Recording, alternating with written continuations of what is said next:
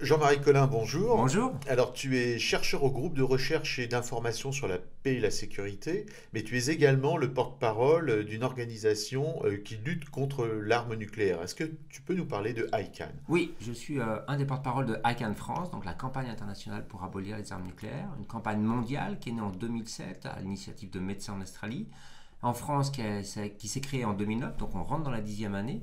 L'objectif est de faire la mise en œuvre du traité d'interdiction sur les armes nucléaires qui a été adopté en juillet 2017. Donc on a travaillé à la création de ce traité avec des États et avec l'ONU sur toute une approche qui est dite humanitaire, c'est-à-dire rappeler que les armes nucléaires, ce n'est pas des simples concepts, la dissuasion par exemple, le non-emploi, mais ce sont bien des armes qui créent une insécurité mondiale et qui en cas d'utilisation, de détonation, qu'elle soit volontaire ou involontaire, vont engendrer des catastrophes humanitaires mondiales. Donc voilà ce sur quoi porte ICANN France et ICANN International.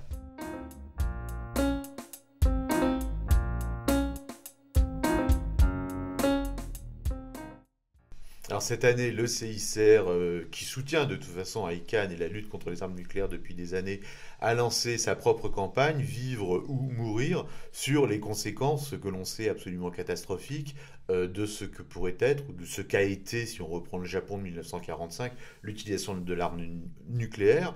Donc le CICR emboîte le pas et souhaite soutenir véritablement ce combat. Alors d'autant plus qu'on est peut-être dans une année historique, donc 2019, c'est que selon les modalités du traité, si 50 États le ratifient, Exactement. il entrera en vigueur. Alors on en est où en termes de ratification? Alors c'est vrai, c'est là toute la force et la puissance du traité. Aujourd'hui on en est à 22 ratifications. Ça veut dire qu'il nous manque 28 États. Selon les différents travaux de plaidoyer que l'on réalise, selon on voit les ambitions diplomatiques d'un grand nombre d'États à travers la planète, parce qu'il faut le rappeler, il a été adopté par déjà 122 États, donc le processus de ratification fait qu'il en faut 50. On sait qu'on doit avoir les 28 qui nous manquent d'ici la fin de l'année 2019, tout début 2020, pour une entrée en vigueur sur cette période-là. Et ça va créer un véritable boom diplomatique, puisque les États qui vont décider de rester en dehors de cette norme internationale, de ce droit international, vont devoir faire face à des pressions, qu'elles soient donc économiques, diplomatiques, politiques, aussi morales et éthiques, et s'interroger, est-ce que je reste en dehors du droit international et du droit international humanitaire, ou est-ce que je rentre dans ce cadre-là? Et ça, ce sont des questionnements qui aujourd'hui agitent les diplomaties et la diplomatie française, et qui leur posent de nombreuses questions. Alors, prenons un exemple tout récent, c'est l'Afrique du Sud vient de ratifier le traité, c'est une Exactement. nouvelle exceptionnelle, voire historique. C'était vraiment un des États extrêmement attendus. L'Afrique du Sud a ratifié ce 25 février 2019. C'était un État qui a lancé un programme nucléaire militaire, qui a eu un arsenal nucléaire militaire d'une dizaine d'armes, qu'il a unilatéralement démantelé, qui a rejoint le traité de non-prolifération nucléaire au début des années 90, et qui a donc maintenant décidé de rejoindre ce traité pour compléter ses dispositions législatives et renforcer la non-prolifération et la sécurité mondiale. Donc c'est un atout de poids dans l'ensemble des États qui sont membres de ce traité. L'Afrique du Sud a toujours été un État extrêmement fort sur ces négociations, accompagné avec le Mexique, le Costa Rica, l'Autriche, l'Irlande, la Nouvelle-Zélande. Tous ces États ont véritablement travaillé. On pourra rajouter aussi la Thaïlande, le Chili. Enfin bref, il y a une platitude d'États qui travaillent sur ce sujet et qui font avancer justement notre sécurité internationale. Alors donc c'est le seul État à ce jour qui a ratifié, qui a un jour possédé l'arme Ouais. nucléaire.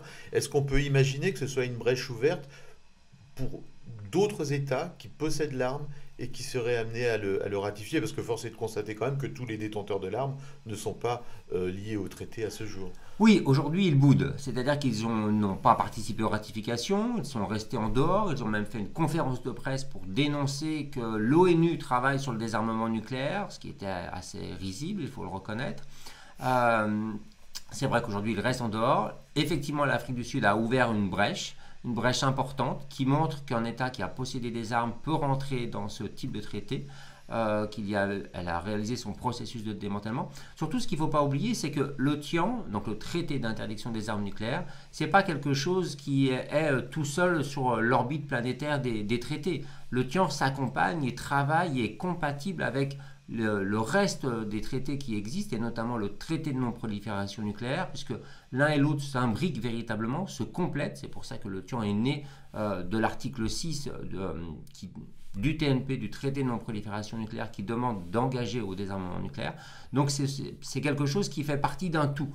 Et donc ces États qui possèdent des armes nucléaires, normalement, sont déjà dans ce tout et doivent déjà travailler à ça.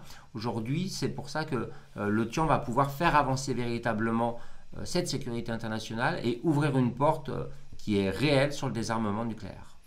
Aujourd'hui, enfin, si on revient vraiment à l'actualité, on voit donc une discussion entre les États-Unis et la Corée du Nord. On voit aussi des tensions de plus en plus prégnantes entre l'Inde et le Pakistan. Qu'est-ce que ça inspire à ICANN? Bien, ça inspire que c'est la réalité de l'arme nucléaire. C'est-à-dire que voilà, tout d'un coup, les médias du monde entier, les hommes politiques du monde entier s'inquiètent d'une tension pakistano-indienne parce qu'ils ont l'arme nucléaire. Et on ne peut pas simplement s'inquiéter à ce moment-là. C'est trop tard. Si dans les minutes qui suivent, les Indiens ou les Pakistanais utilisent l'arme nucléaire, c'est trop tard. Et c'est pour ça, comme le dit le CICR aussi, il faut travailler de façon préventive. Et le préventif, c'est la réponse du TIAN. ICANN se félicite des pourparlers entre Trump et le leader nord-coréen.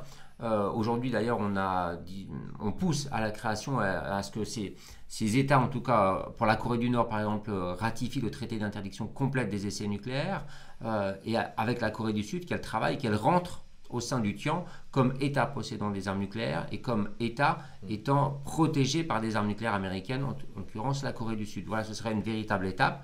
Le TIAN guide véritablement ce chemin pour ces deux États. Donc c'est aussi une réponse à la problématique coréenne dans son ensemble et donc mondiale, puisque, encore une fois, toute utilisation d'armes nucléaires à travers le monde aurait des conséquences mondiales.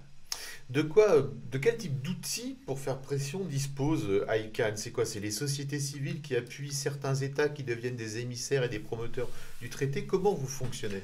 Alors en fait, on travaille ensemble. ICANN sans les États ne serait pas grand-chose. Et ICANN sans la société civile, sans les gens qui travaillent sur ce sujet-là depuis des dizaines d'années pour certains, et une jeunesse de plus en plus importante aussi, ne serait pas grand-chose.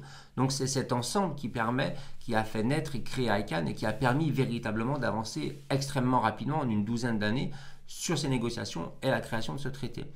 Nos outils, c'est le plaidoyer, bien sûr, c'est notre rôle premier. On est en contact avec les parlementaires de tous les pays du monde, on est en contact avec les diplomates, que ce soit diplomates de nos États directement ou à travers les organismes de l'ONU. C'est la multiplication des conférences auprès des jeunes, par exemple. C'est le fait de travailler aussi avec d'autres organisations et d'avoir fait avancer des sujets parallèle à celui-ci. C'est par exemple la question du genre, l'introduction de l'égalité homme-femme et l'importance aussi de reconnaître que les femmes sont plus victimes des conséquences des armes nucléaires en cas d'utilisation. C'est l'importance d'avoir fait introduire par exemple les concepts de génération future aussi dans le traité d'interdiction des armes nucléaires. C'est aussi un vrai parallèle avec la problématique climatique. Voilà tous nos outils et voilà comment on travaille. Sachant qu'on est ouvert à toute proposition et ICANN France accueillera avec grand plaisir toute personne qui souhaiterait travailler sur ce sujet à nos côtés. Alors qu'est-ce que vous attendriez, c'est la dernière question, de l'impact de la campagne que lance le CICR avec tout le mouvement international de la Croix-Rouge et du Croissant-Rouge? Qu'est-ce que vous attendriez de cette initiative? Alors déjà, c'est une plus grande prise de conscience de la part des parlementaires. Et il semble que cette prise de conscience commence à naître. On a rencontré des parlementaires, on leur a parlé justement de cette vidéo de « Voulez-vous vivre ou mourir ?»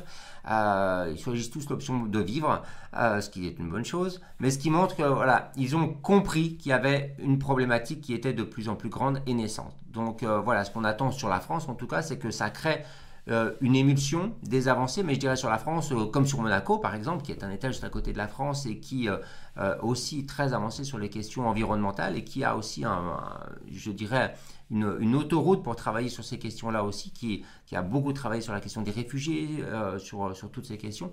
Donc voilà, c'est une vraie prise de conscience qui permet à ces États d'avancer dans leurs réflexions et qui permettent de tracer ce chemin en direction du traité d'interdiction des armes nucléaires. Bon, et bien espérons que 2019 soit une année historique avec l'entrée en vigueur du traité. Merci. Merci Jean-Marie.